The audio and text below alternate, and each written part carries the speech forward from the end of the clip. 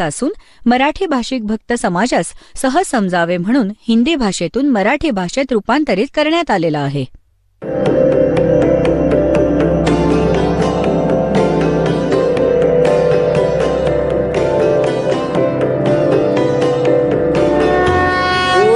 सब ज्ञान डी कबीर ज्ञान सो ज्ञान और जैसे घोड़ा तोब कायम करता चले मैदान. जगद्गुरु तत्वदर्शी संत रामपालजी महाराजांचे अमृत वचन सर्व पवित्र धर्मांच्या व पवित्र शास्त्रांच्या आधारावर. सतगुरुदेव की जय. बंदी छोड़ कबीर परमेश्वर जी की जय. बंदी छोड़ गरीबदास जी महाराज जी की जय. स्वामी रामदेवानंद जी गुरु महाराज जी की जय.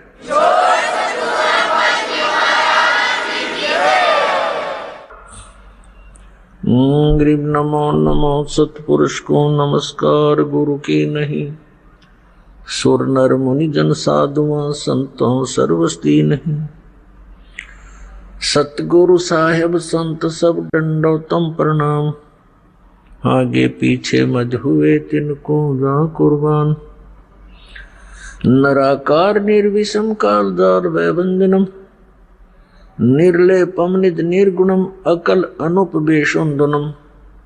सोहम सुरति समापतम सकल समाना निर्तल.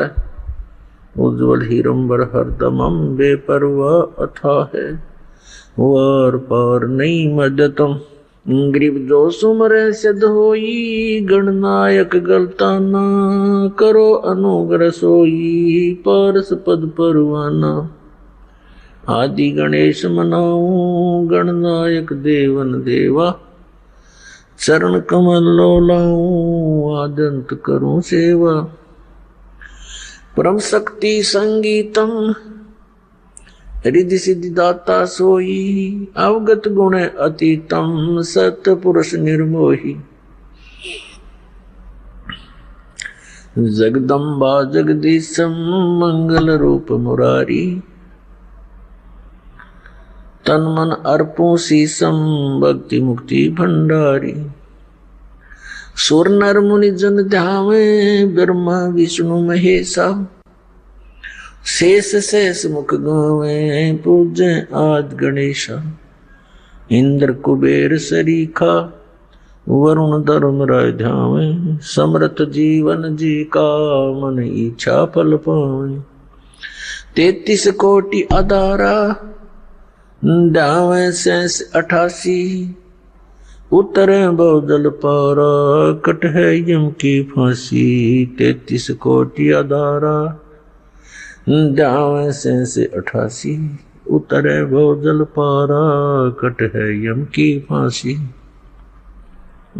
कर जोरों विनती करूं धरूं चरण पर शीस. गुरु जी राम देवानंद जी महाराज ने दियो नाम बख्शीस. कोटि कोटि सिजदा करूं कोटि कोटि प्रणाम. चरण कमल में राखियो मैं बंदी जाम गुलाम. कुत्ता हूँ गुरुदेव का रामपाल दास का नाम. गले प्रेम की जेवड़ी जाखें चोवा जाऊं. तो करो तो बावड़ू दूर दूर करो तो जाऊं. ज्यों राखो त्यों ही रहूं जो देवो सो खाऊं. जय अब के सतगुरु मिले सब दुख आँखों रोए. चरणों ऊपर शीस धरूं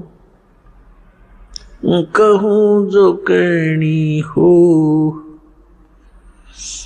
कबीर गुरु जी मिलेंगे पूछेंगे कुशलाहत, आदि अंत की सब कहूँ अपने दिल की बात। गुरु जी तुम ना भूलियो,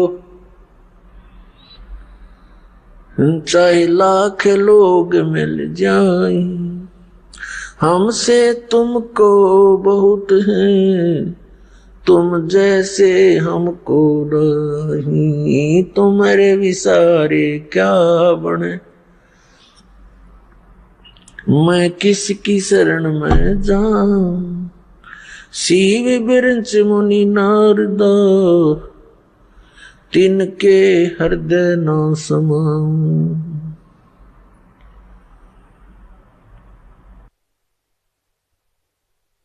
परमपिता परमात्मा पूर्ण ब्रह्म, सर्व सृष्टी रचनाहार कबीर परमेश्वरजींच्या असीम कृपेने, असीम कृपेमुळे पुण्यात्म्यांनो आपण हा सत्संग ऐकत आहात. या संसारामध्ये जर कोणती वस्तू असंभव आहे, तशी दुर्लभ आहे, केवळ सत्संग आहे. पुण्यात्मे परमेश्वराच्या शोधात युगांपासून लागलेले आहेत आणि जसेही त्यांना कुठल्या संत ऋषी किंवा ग्रंथाने मार्गदर्शन केले, त्यानुसार त्यांनी आपल्या समर्पित भावनेने त्यात जोडले जातात. आणि जो कोणी साधक साधना करत असेल, त्या आपल्या साधनेला उत्तम मानूनच करत असतो आणि त्याचा परिणाम म्हणून आपण बघतो, जसा आपला जन्म पवित्र हिंदू धर्मामध्ये झाला, जसेही आपल्या हर गुरूंनी ज्ञान दिले होते, आपले पूर्वज त्यानुसार साधन क्रिया करत होते. त्यांनी काय ज्ञान सांगून ठेवले होते की मूल झाले, होम करावा, मृत्यू झाला तर त्याचे श्राद्ध करावे, त्याचे 13वे करा. आणि जसे गुरूंनी मार्गदर्शन केले, रामकृष्ण भगवान आहेत, श्रीकृष्ण भगवान, विष्णू भगवान, शंकर भगवान,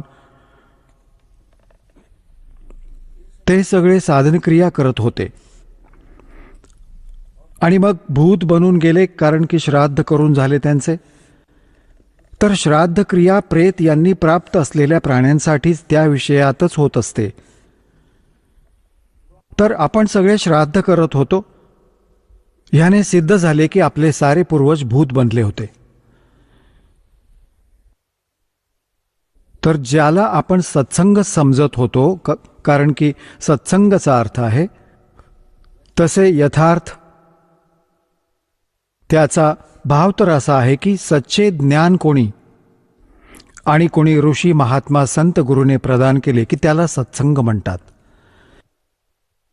ज्या गुरूंनी, ऋषींनी, संतांनी आपल्याला शास्त्राविरुद्ध ज्ञान देऊन असं म्हटलं की आम्ही तुम्हाला सद्ग्रंथांचे विचार सांगतो आहोत, सत्संग ऐकवतो आहोत, तर तो त्यांचा खोटेपणा होता. ती खोटी लोक होती. सद्ग्रंथांमध्ये जे मार्गदर्शन आहे ते आपल्यापर्यंत पोहोचले नाही. तर पुण्यात्म्यांनो, परमात्म्याची स्वतःची इच्छा असते. सतलोकापासून चालत येतात. आपल्या प्रिय आत्म्यांना ते गूढ ज्ञान सांगत असतात. आणि त्याच्या आधी हे सगळे काळाचे दूत परमात्म्याच्या लेकरांना भ्रमित करून टाकतात. शास्त्राच्या विरुद्ध ज्ञान ऐकून त्यांना परिपूर्ण करून देतात. हेच म्हणत राहतात की आम्ही ह्याच सद्ग्रंथांचे सगळे ज्ञान सांगत आहोत. जसे पवित्र हिंदू धर्मामध्ये पवित्र 4ही वेद, पवित्र श्रीमद भगवद्गीता, पवित्र 18 पुराण हे मान्य ग्रंथ आहेत.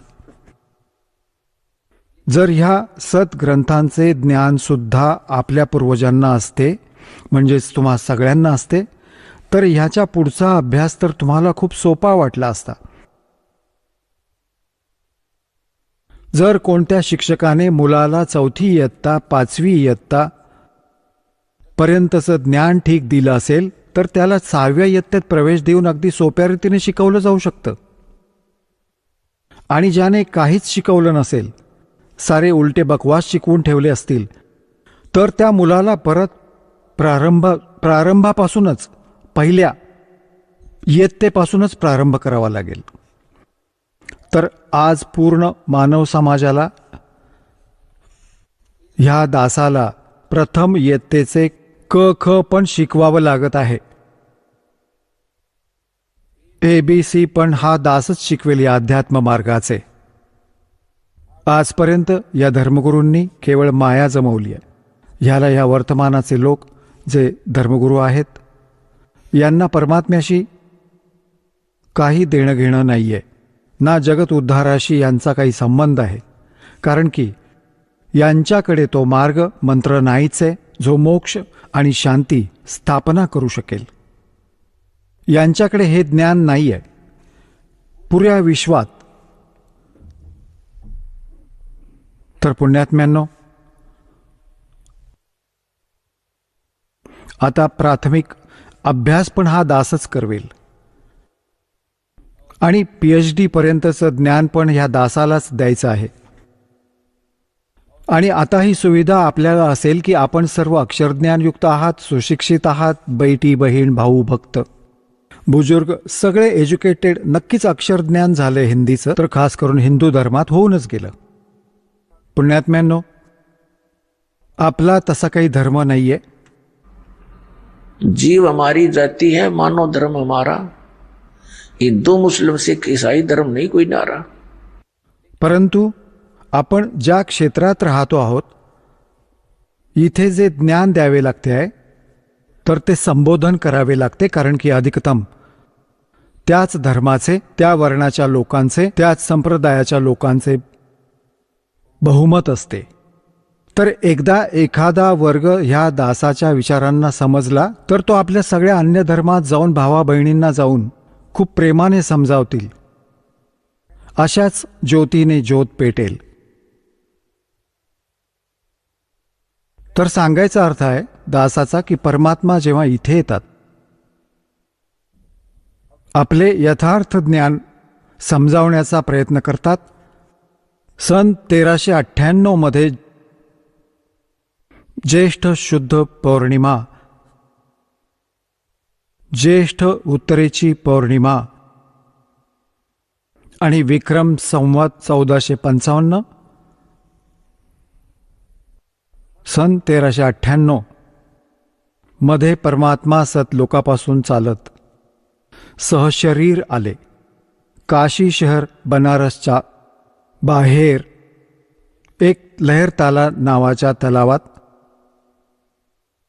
कमळाच्या फुलावर येऊन परमात्मा विराजमान झाले. एका नवजात शिशूचे रूप धारण करून. निरू आणि निमा नावाचे 2 पतिपत्नी होते. विणकराचं काम केल्याने ते विणकर म्हणवले जात होते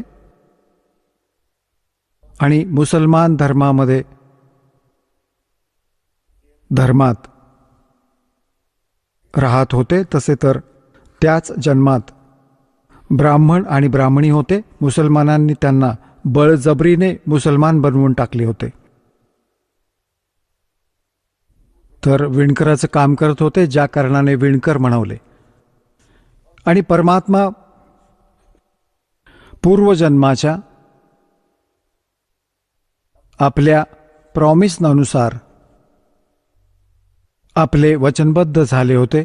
निरू निमाचे पुत्र जसे, त्या कारणाने निरू निमाचे पुत्र त्या जन्मात नव्हते. जसे द्वापारमध्ये एक सुदर्शन नावाचा भक्त होता. त्याने परमात्म्याला नीटपणे जाणले होते. त्यावेळी कबीर परमेश्वरजी करुणामय नावाने आले होते. तर सुदर्शनजीचे माता पिता होते तेच आत्मा मग निरुनिमा बनले पुढच्या जन्मांमध्ये. तेव्हा सुदर्शनजींनी प्रार्थना केली होती, परमात्मा, माझ्या मातापित्याने खूप मोठी चूक केली, तुमचे ज्ञान स्वीकार केले नाही. आता ते ना जाणे कुठकुठल्या योनींमध्ये कष्ट झेलतील. परमात्मा, तुम्ही दया करा, कुठल्या जन्मात आपल्या लेकरांना शरण घ्या. परमात्मा आपल्या वायद्यानुसार, प्रॉमिस अनुसार त्यांना भेटले होते. निरुनिमा अर्थात हे विणकर दंपत्य स्नान करण्यासाठी त्या सरोवरात पोहोचले. सकाळी ब्राह्ममुहूर्तावर तिथे बाळाला बघून घरी घेऊन गेले. आता संक्षिप्त ऐकवतो, ज्यादा विषय वेगळा आहे आज आपला. आणि तिथे विणकराच्या घरी प्रवेशाची लीला झाल्या कारणाने ते परमात्मा विणकर म्हणवले गेले, विणकराचे कार्य करू लागले. तर पुण्यात्म्यांनो, ते परमात्माच येऊन आपल्याला यथार्थ ज्ञान देत असतात. तर ह्या परमेश्वराने अशासाठी तिथे त्यावेळी त्या विणकराच्या घरी येणे अनिवार्य समजले, कारण की ते तर परमात्मा आहेत, आपण जीवबुद्धी आहोत. आपल्या बुद्धीनुसार आम्ही विवेचन करत आहोत. परमात्म्याने हे समजले की शूद्र जात त्यावेळी खूपच अस्पृश्य मानली जायची आणि एक धारणा बनली होती की भक्ती मार्गाचे काम तर ऋषी ब्राह्मणांचेच असते आणि हेच पार होऊ शकतात, हेच भक्ती करू शकतात. दुसरी धारणा अशी होती की ह्या ब्राह्मण गुरूंचे शिष्य अधिकतर शेठ लोक होत असत. ते दानधर्म खूप करायचे, वैश्य कुळांचे, आणि बाकी अन्य सुद्धा सवर्ण जाती सुद्धा त्यांचे शिष्य होत असत. आणि शूद्राला भक्तीचा अधिकारच नाही मानले जात असे. त्यांना मंदिरात जिथेही पूजास्थळ असायचे तिथे जाणे अलाउड नसायचे. तर परमात्म्याने ह्या साऱ्या बेड्या हटवण्यासाठी ज्याने जखडून ठेवला होता समाज, जाती धर्मामध्ये त्या सर्व बंधनांना तोडण्यासाठी, समाप्त करण्यासाठी परमात्मा आले होते. आता त्यांनी येऊन आपल्याला काय ज्ञान दिलं? राम नाम रटते रहो, राम नाम रटते रहो, जब तक घट में प्राण, कब हो तो दीन दयाल के, हे भनक पड़ेगी कान.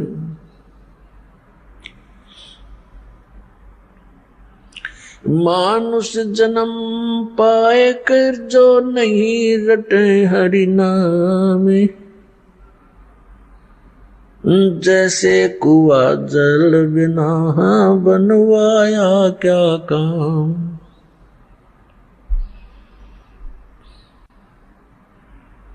कबीर हरि की भक्ति करो, तज विसियां रस चोज, बार बार ना पाओगे ये मनुष्य जन्म की मौज. मानुष जन्म दुर्लभ है ये मिलन बारंबार, जैसे तरवर से पत्ता टूट गिरे वो बहोर न लगता डार. साथी हमारे चले गए हम भी चालन हारे, कोई कागज में बाकी रह रही तात लगी है वारो.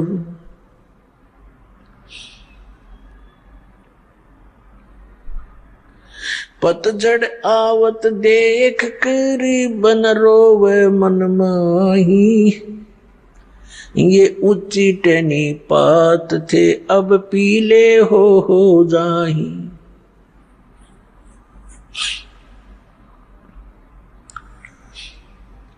पात झड़नता यूं कहे, सुन बई तरवर राय, अब के बिछुड़े नहीं मिले, न जाने कहाँ गिरांगे जाए।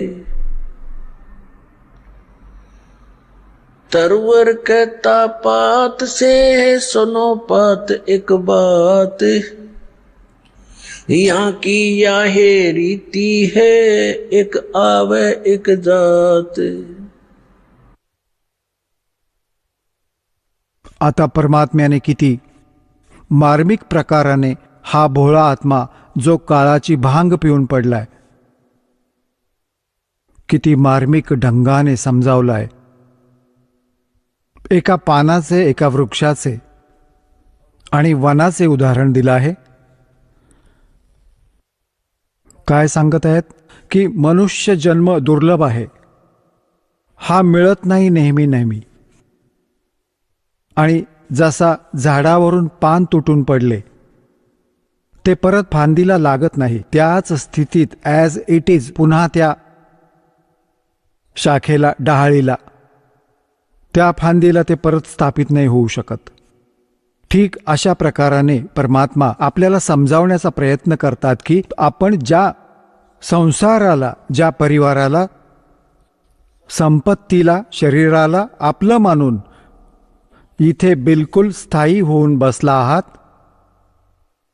ही अशी स्थिती आहे आपली, ज्या दिवशी आपण ह्या फांदीपासून तुटाल, परत त्याच घरात, त्याच स्थितीत पुन्हा तुम्ही स्थान नाही मिळवू शकत। आता काय सांगतायत की एक व्यक्ती जो भक्ती नाही करत, बघा परमात्म्याचं नाव घेऊ नये, आपण काम तेच करणार की निंदा करणार नाही, केवळ कर्तव्य कर्म करू। तर त्यासाठी परमात्मा आपल्याला आठवण करून देतात की आज आपण आपल्या परिवारात किती प्रेमाने राहत आहोत, किती ममता आपल्याला आपल्या मुलांशी आहे, आपल्या घरात आहे, नात्यांमध्ये आहे। आणि एका सेकंदामध्ये मृत्यू झाला, हे तर होतच आहे आणि होणारच। आता ह्या सत्याला आपण कितीही अनदेखा करायचा प्रयत्न केला तर तीच गोष्ट आहे की मांजरीला येताना कबूतर डोळे मिटून बसला की मला दिसलीच नाही, त्याचे डोळे बंद करून घेण्याने मांजर टळली गेली नाही। त्याची आपले अज्ञान विचार आहेत, तर त्याने पळून जाऊन उडायला पाहिजे होते, वाचू शकला असता। तर अशीच एक मृत्यू म्हणजे अशी स्थिती आहे तुमची। आपण याला खूप घाबरत असतो आणि तो परत येऊनच राहतो, मृत्यू। तर ह्यापासून वाचवायलाही उपाय सांगितलाय परमात्म्याने। कबीर ये तन जावेगा, सके तो ठाहर ला, एक सेवा कर संत की, गोविंद के गुण गा।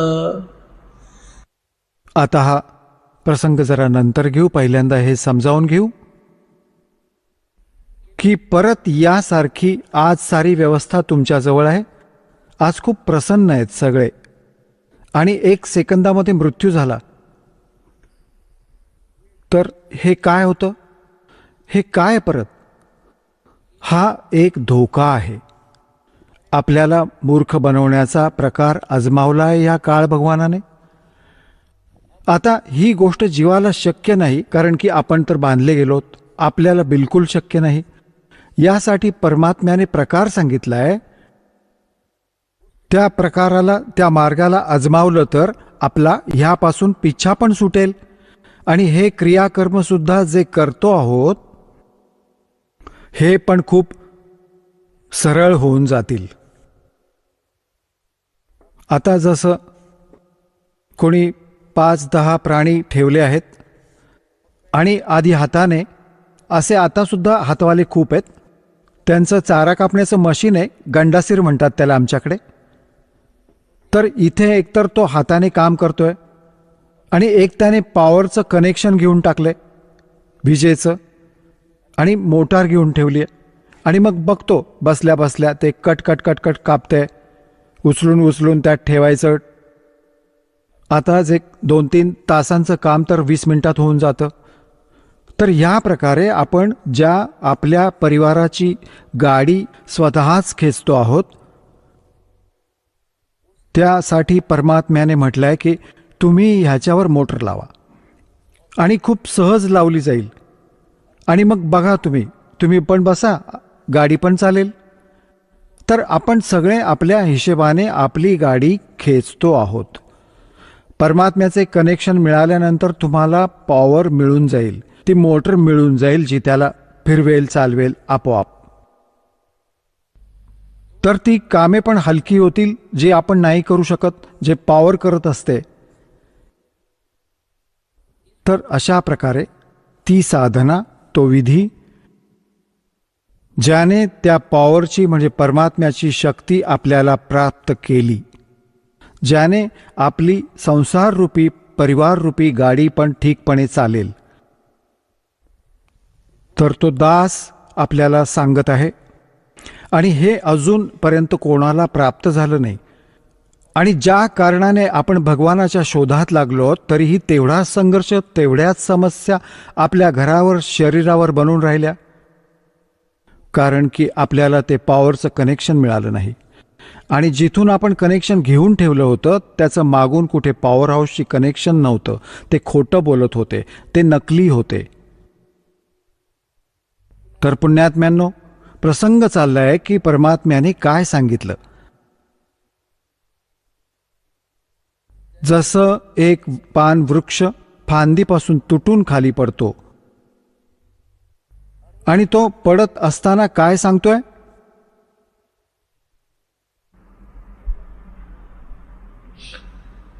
पात जड़नता यूं कहे, सुन बई तरवर राय, अब के बिछुड़े नहीं मिले, ना जाने कहाँ गिरेंगे जाए. आता ते पान समजा. उदाहरण देत आहेत भगवान कबीर परमात्मा.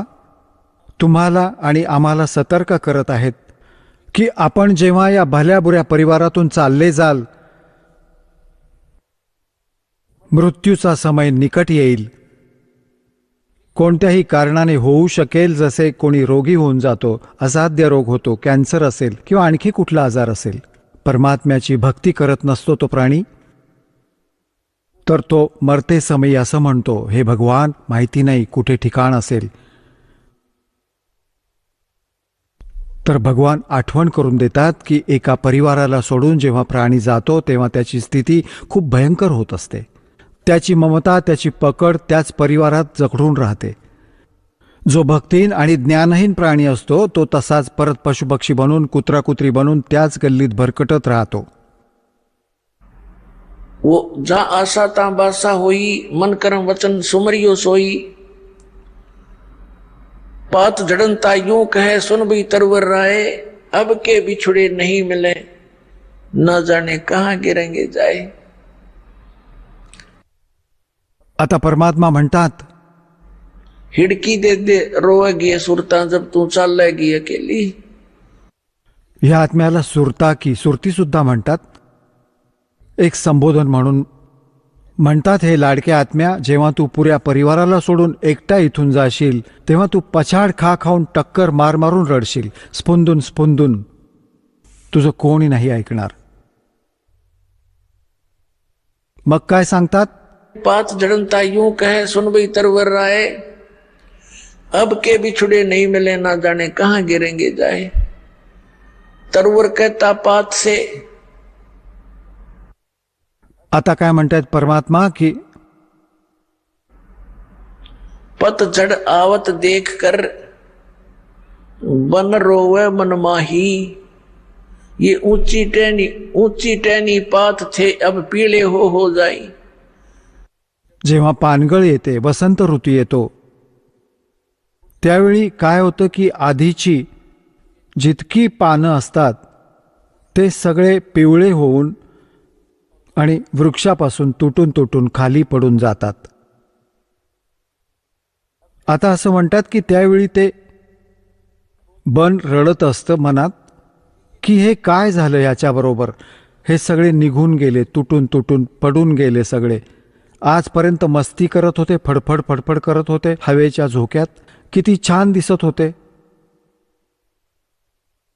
तर हे वनसंसार आहे आणि आपण या फांद्यांना चिकटलेली पाने आहोत.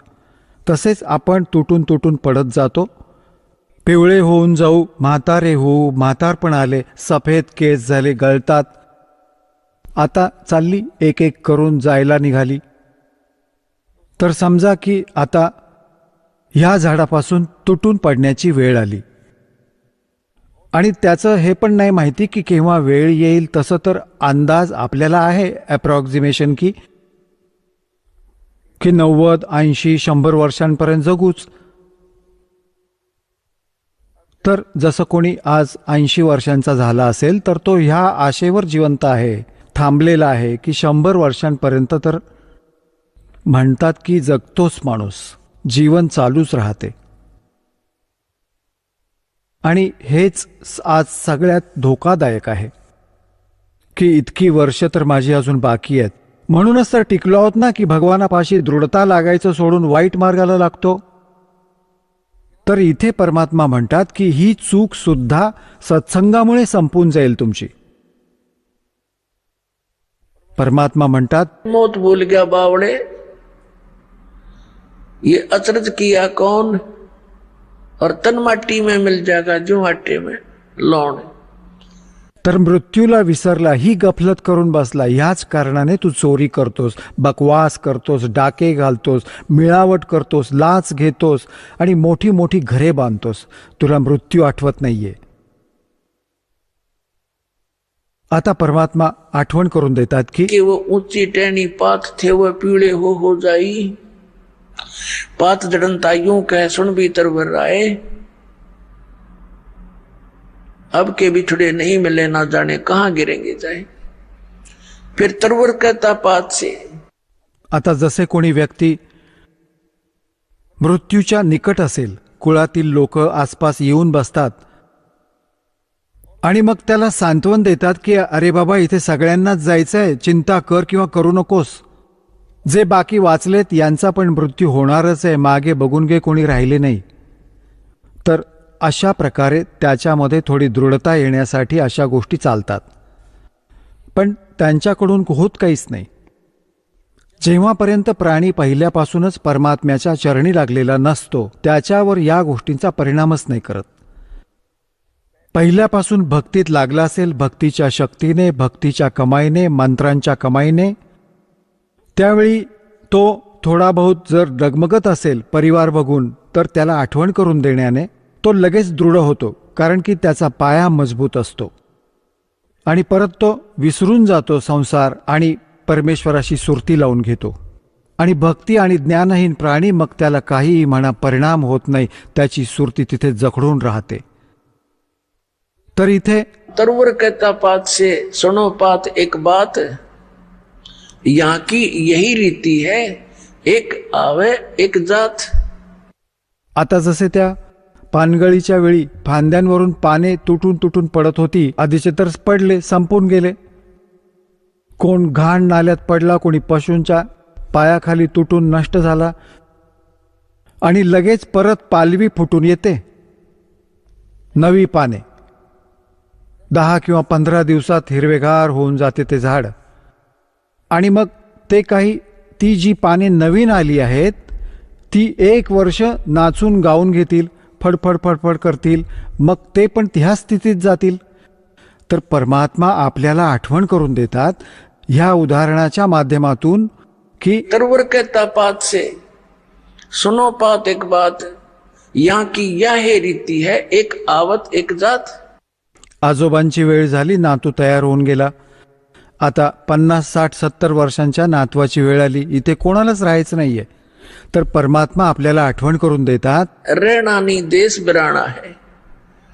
हा आपला लोक नाहीये, हा देश राहण्याचा नाहीये आणि तुम्ही तिथे जाण्याचा प्रयत्न नाही करत जिथे तुम्हाला सर्व सुखे मिळतील. जिथे वृद्धावस्था नाहीये तिथे मृत्यू नाही होणार. सांगा, इतके सुंदर स्थान आणि तुम्ही ते ग्रहण करत नाही आहात कारण की तुम्हाला ज्ञान नाही. तुम्हाला हा विश्वासच नाहीये की असा कुठला लोक आहे, कारण की ह्या नकली संतांनी आणि या पंथांनी परमात्म्याला बर्बाद केले. ह्या भक्ती मार्गात नाव निशाण मिटवून टाकले. महिमा गातात सतलोकाची आणि सचखंडाची, आणि तिथली व्यवस्था सांगते की तिथे प्रकाशच प्रकाश आहे, चैतन्यच चैतन्य आहे. त्या प्रकाशामध्ये आपण काय आपले दिवे लावणार आहोत? तिथे कोणी काही नाही. अक्कल आहे का बघा, काय ज्ञान आहे हे?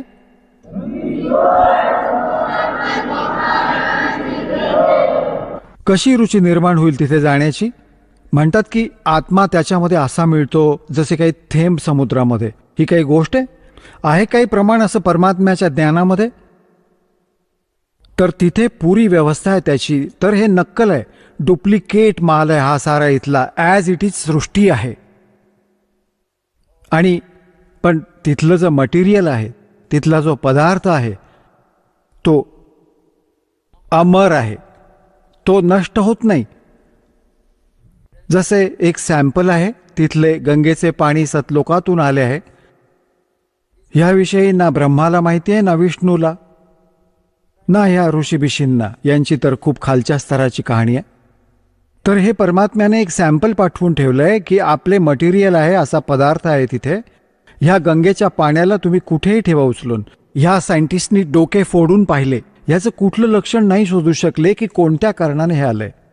परमात्म्याचा महिमा कुठलं सायन्स काय समजू शकणार? हे सायन्स परमात्म्याच्या मटेरियलने बनलेल्या सायंटिस्टला भगवानाला विसरू लागले, नास्तिक बनवू लागले.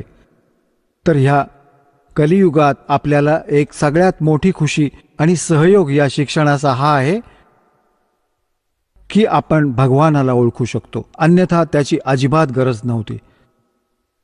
याने काय बनवले? परमाणु बॉम्ब बनवले, हवाई जहाजे बनवली, कार बनवल्या, सारा दिवस फुर्र फुर्र, आणि शांती एका क्षणाचीही नाही.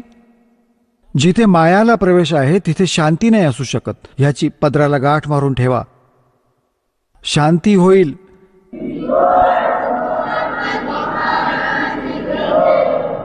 निखाऱ्यांवर बसून आपण शांती शोधत आहोत.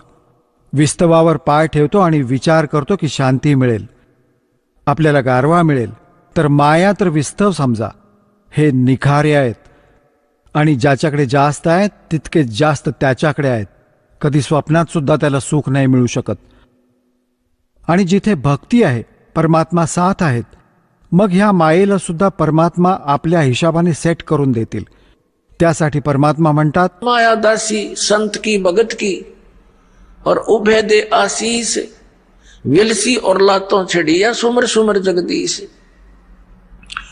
जेव्हा आपण परमात्म्याला शरण जाऊ, सतनामाचा सच्च्या नामाचा जप करू, ही माया आपल्या चहूबाजूला पडून राहील, पण परत आपल्याला हिची आवश्यकता ना राहील.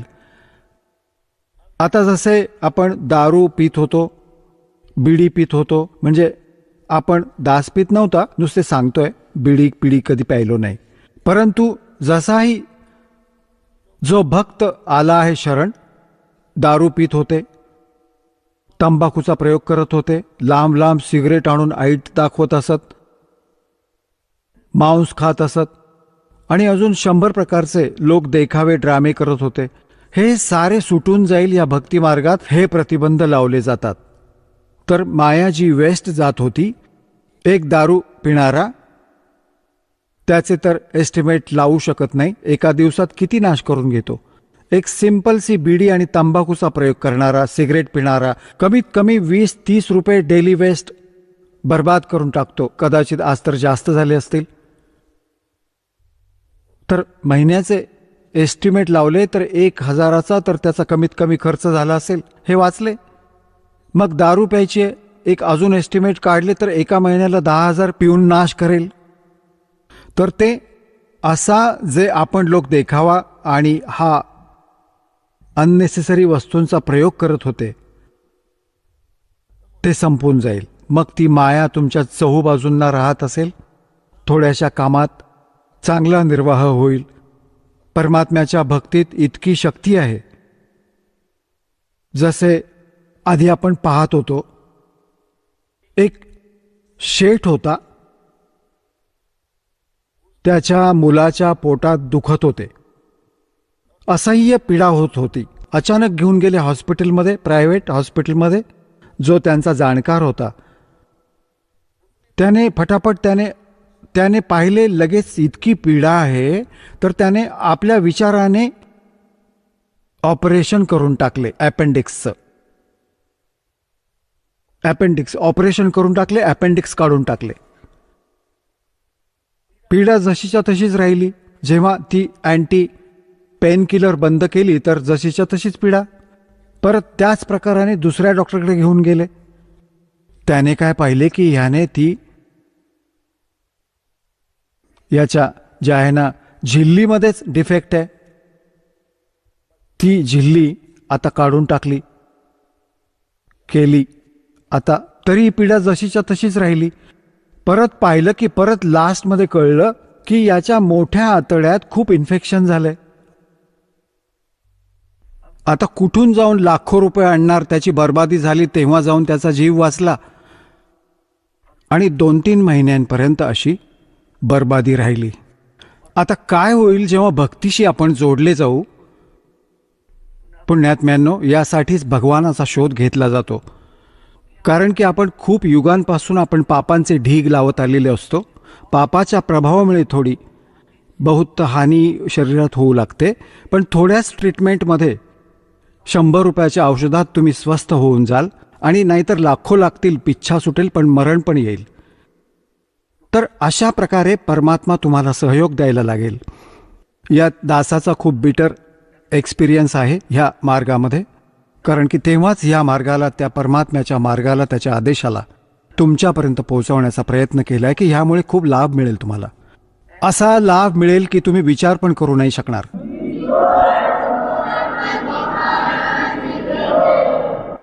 भगवानाला आपण ह्यासाठीच शोधत होतो की तो आपल्याला सर्व सुख देतो. तर तो सर्व सुखदायी परमात्मा मिळालाच नव्हता, आता मिळालाय सर्व सुखदायी. आता तो सुखच सुख देईल, इथे दुःख होऊच शकत नाही. जसा बर्फ आहे, AC रूम आहे, तो ठीक चालला असेल तर त्यामध्ये गरमीचे काय काम? तर असं परमात्म्याचं हे कनेक्शन मिळाल्यानंतर तुमच्या परिवारामध्ये विचार करा की गरमीच्या दिवसात AC लागला आणि तो थंडीत पण काम करेल. म्हणजे ऑटोमॅटिक आहे परमात्म्याची सिस्टीम, आपल्याला हर प्रकारे सुख देईल. आपण आता प्रसंग असा चाललाय की आपण ते स्थान विसरलो जिथे जाऊन आपण सदा सुखी राहू. आणि आपण सगळे पहिल्यांदा तिथेच राहत होतो. आता काही भक्त अज्ञानामुळे, भोळे भाळे ज्यांना ज्ञान नाही, ते हा प्रश्न करत असत की एक गोष्ट सांगा, जर सगळेच इथून चालले गेले तर इथे कोण राहणार? सांगा. आता त्यांना हीच चिंता होत आहे की इथे कोण राहील सांगा. अरे इथे असा तर एक दगड आहे, फिरत राहील. आपण काय ठेका घेतलाय का या पृथ्वीचा? हा मंगळ ग्रह, हा चंद्र, हे सारे धक्के खातील आणि फिरतच राहतील. आपण आपल्या सतलोकात जाऊ, ह्या कोणाची आपण काय करणार? तर ज्याची असेल तो सांभाळेल याला. तर सांगण्याचा भाव असा आहे की आपण इतके रंगलो आहोत. इथे जसे एक भक्त भोळाबाळा, त्याच्या घरी त्याची पत्नी खूप आजारी होती, खूप फारच संकटात होती, हर प्रकारचा त्रास होता. परमात्म्याची दया झाली, दीक्षा घेतली, भगवानाच्या कृपेमुळे ती स्वस्थ झाली. त्याला समजावू लागले, भावा नाम घे भगत, नाहीतर भक्ती न करण्याने पशु बनशील, घोडा बनशील. तो घोडा बग्गी घेत होता. त्याला सांगितलं, भावा मग तू घोडा बनशील तू? तर तो म्हणाला, महाराजजी घोडा पण बनायला पाहिजे ना, नाहीतर बग्गी कोण चालवेल? याला बग्गीची चिंता होत होती. मग म्हणाले, ठीक आहे बाबा, तू बग्गी खातर कर काम. मग त्याने उपदेश घेतला त्याने. पण आपली धारणा अशीच बनली आहे की इथे असं कसं होईल? तर पुण्यात्म्यांनो, परमात्म्याचा हा मार्ग खूप नीट समजून घ्या. जसं ज्या उद्देशाने परमात्मा स्वतः येत असतात, चांगल्या लोकातून ह्या घाण लोकात तुमच्यासाठी. तर हे किती इम्पॉर्टंट काम असेल. एकतर असे तसे ते भगवान इतक्या दुरून आले नाहीत. तुम्हाला हे ज्ञान देण्यासाठी की तुम्ही इथले रहिवासी नाही आहात. सतलोकामध्ये खूप सुख आहे आणि जे सुख तुम्ही इथे शोधत आहात हे तुम्ही 1000 लाख करोडे वर्ष शोधत राहिलात तरी मिळणार नाही. एका जन्माची जर गोष्टच सोडा. आणि इथे काय अवस्था आहे तुमची त्याच्याशी आपली ओळख करून देतो. इकडून काळाचे दूत पण आपल्या खूप काळ प्रेरणेमुळे अज्ञानाचा प्रसार करत आहेत जागोजागी. आणि पुण्यात्म्यांनो, परमात्म्याने इथे येऊन म्हणून आपल्याला हे ज्ञान सांगितले की आपण त्याची लेकरं आहोत. आणि हा जो काळ आपला दुरुपयोग करतो आहे, आपण ह्याची लेकरं नाही आहोत. आपल्या लेकरांना कोणी असं दुःखी करू शकतो? कोणाचा पाय तुटला, कोणाचा डोळा फुटला आणि कोणाचा हात तुटून गेला, कोणाचा मुलगा मेला, कोणाची मुलगी मरून गेली, कोणी कॅन्सरने पीडित आहे, कोणी पशुपक्षी बनून, गाढव कुत्रे बनून विष्ठा खात आहेत, मूत्र खात आहेत. हे तर कोणी आपल्या लेकरांना असे दुःखी करू शकतो? तर ह्या भगवानाला आपण आपला परमात्मा नाही मानू शकत. इथला जो स्वामी आहे तो काळ आहे. ह्याचा उद्देश आपल्याला पीडित करणं आणि विचलित ठेवणं आहे. भ्रमित ठेवायचं होतं की यांना भगवानाचे ज्ञान न हो आणि कुठे हे पळून न जाओ. तर ह्याच्या आधी हे आपले संत पाठवले. आपण आपली ती पण लेकरं आहेत परमात्म्याची, संत आहेत. जसे काही त्या काळामध्ये फसून गेले, ते त्या अज्ञानाचे मास्टर बनून गेले, त्या अज्ञानाचा जागोजागी प्रचार करू लागले. भोळे आत्मा त्यांना संत महात्मा मानून त्यांच्या एक एक वचनाला शिरोधार्य मानले. आता जेव्हा हे सच्चे ज्ञान येते आहे तर जुना पेंट निघत नाही लगेच. तर दासावर दया केली परमात्म्याने की प्रथम ह्या सगळ्या संत ग्रंथांचं ज्ञान करवलं. मग ह्या संतांची वचनं बघितली की हे काय सांगतायत, आपले सद्ग्रंथ काय सांगतायत. मग समजलं की बाबा हे तर चुकीचे करत आहेत सगळं काम. हे तर आसपास पण नाहीत सद्ग्रंथांच्या. 1, 2, 3, 4, 10 शेकड्यांच्या संख्येत या संतांचा इतिहास, ह्याचं ज्ञान दासाने वाचून बघितलं. कदाचित हा तर चांगला महात्मा दिसतोय, ह्याचं कदाचित ठीक मिळून जाईल. मग जे निघून गेले इथून महापुरुष, ज्यांचा खूप बोलबाला होता, हे महर्षी दयानंद सारखे नकली, ह्यांच्यामुळे खूप प्रभावित होता दास. आणि दासाने यांचे सत्यार्थ प्रकाशला ह्या उद्देशाने ह्या तत्वज्ञानाच्या प्राप्तीनंतर वाचले. आधी पण वाचले होते, पहिले समजत नव्हते काहीही की ह्या महापुरुषांची वाणी आपण नाही समजू शकत.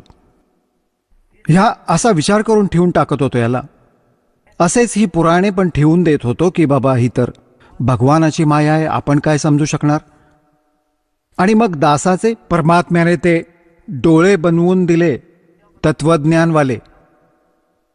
त्या दृष्टीने जेव्हा त्यांना बघितले, त्या चष्म्याने, त्या तत्वज्ञानाच्या चष्म्याने, तेव्हा बघितले की अरे नाश करून ठेवलाय सगळा. कख पण नाही यांच्याकडे, ना तर वेदांचं ज्ञान, ना सांसारिक, ना व्यावहारिक गोष्टी ठीक या लोकांच्या. तर हा खूप चिंतेचा विषय झाला. आणि ह्या सत्यार्थ प्रकाश दासाने ह्यासाठी वाचला होता की हे महापुरुषांचं लिखाण आहे आणि या महापुरुषाच्या विचारांना सगळे मानतात. आणि हो, परमात्मा दया करू दे आणि कबीर परमेश्वराच्या वचनांचं समर्थन मिळून जाईल. तर मला हे ज्ञान पुढे नेण्यासाठी खूप सुविधा होऊन जाईल की बघा सत्यार्थ प्रकाशमध्ये महर्षी दयानंद सुद्धा असंच बोलत आहेत. मग पाहिलं तर हे महर्षी दयानंद सारखा नकली तर बघितला नाही मी. अरे काय गजब आहे. एक पण व्याख्या वेदांशी किंवा कशाशीही मेळ खात नाहीये, सद्ग्रंथांशी. तर खूप दुःख झालं.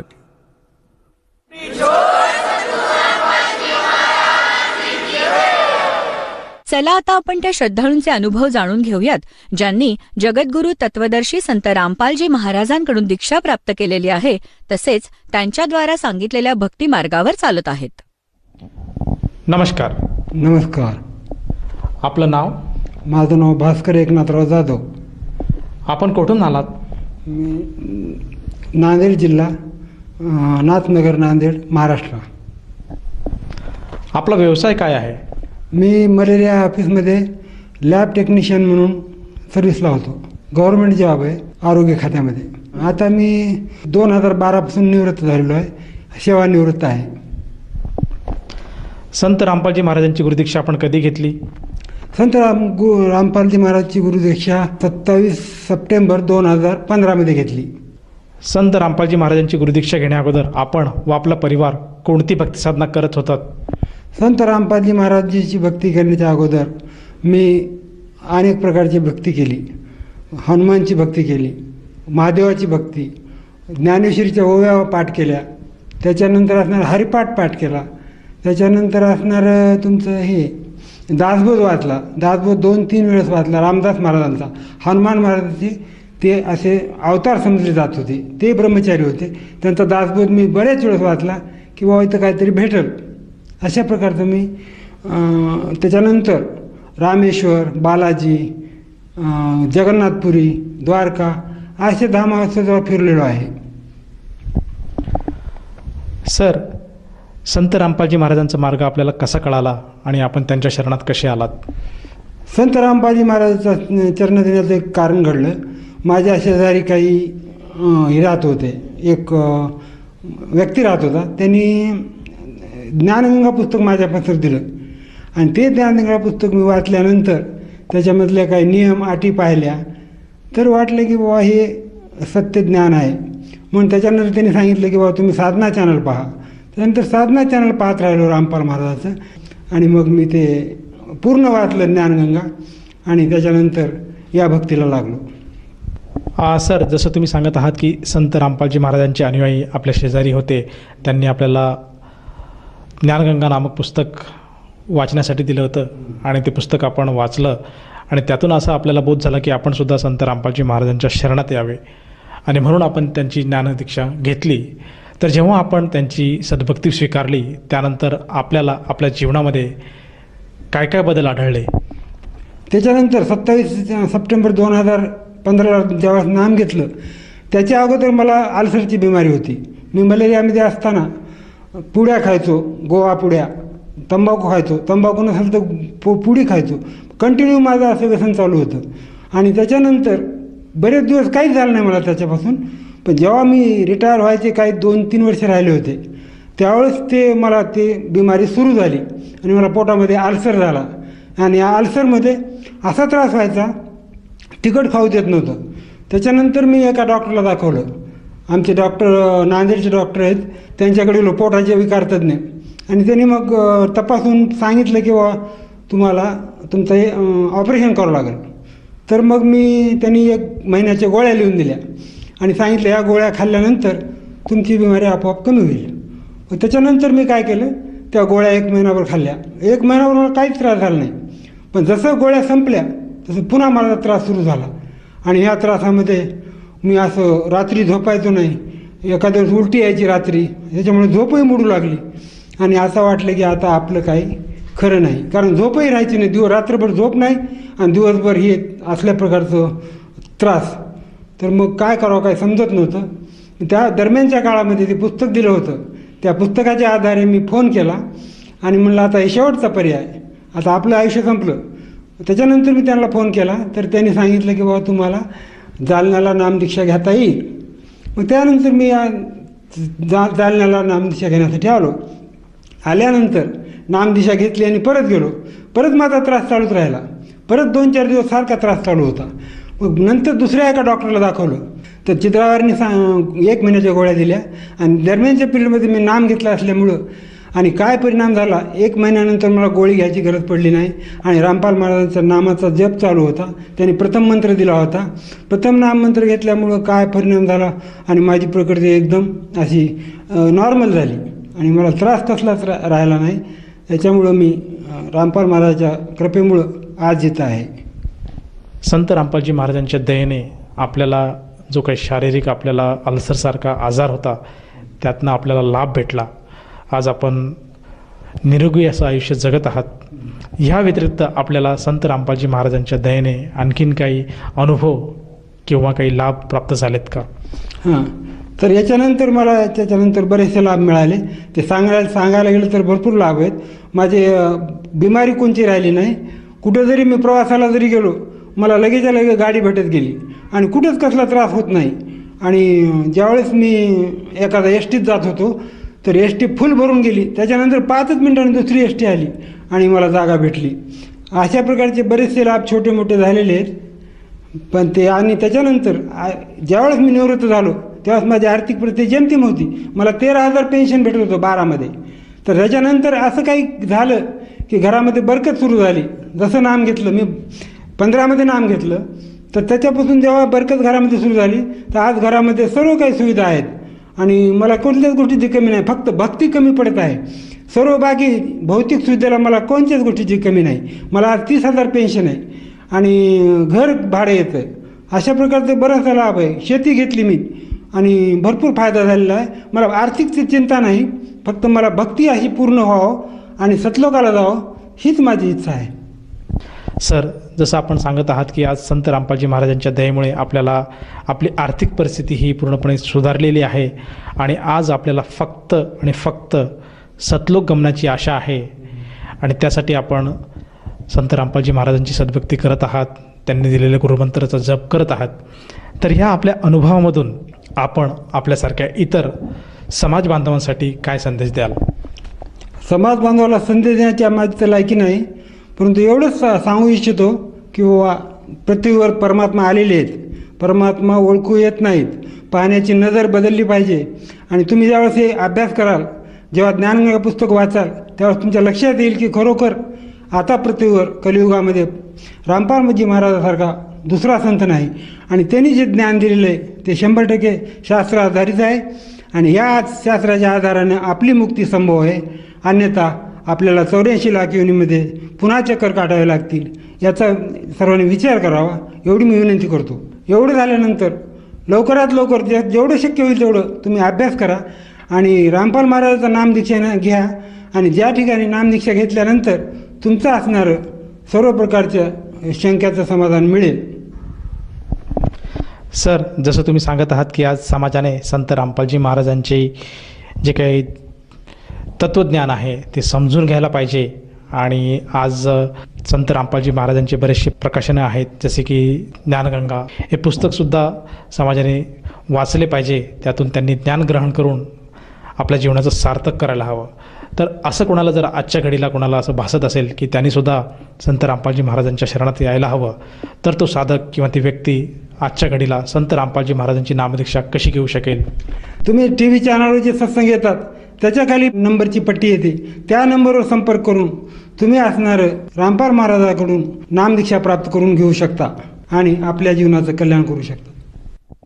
सर, जसं तुम्ही सांगत आहात की आज संत रामपालजी महाराजांच्या दयेने महाराष्ट्रामध्ये प्रत्येक जिल्ह्यामध्ये नामदान केंद्राची सुविधा उपलब्ध आहे आणि आपल्या TVच्या स्क्रीनवर काही मोबाईल नंबर फ्लॅश होत आहेत. त्या नंबरपैकी कुठल्याही एखाद्या नंबरवर संपर्क साधला तर आपल्याला जवळच्या नामदान केंद्राची माहिती मिळेल आणि तेथे जाऊन साधक नामदीक्षा घेऊ शकेल. तर या नामदीक्षेसाठी त्या साधकाला किती पैसे मोजावे लागतात? सद्गुरू रामपाल महाराजांची नामदीक्षा घेण्यासाठी इथे एकही पैसा द्यावा लागत नाही. उलट त्यांच्याकडून भक्तिबोध पुस्तक, चरणामृत, प्रसाद अशा प्रकारचं त्यांच्याकडून फ्रीमध्ये आपल्याला मिळत असतं आणि त्याच्या आधारे आपण भक्ती करायची. भक्तीसाठी कुठलाही पैसा लागत नाही. भक्ती ही अगदी फ्रीमध्ये आहे. धन्यवाद सतसाहेब.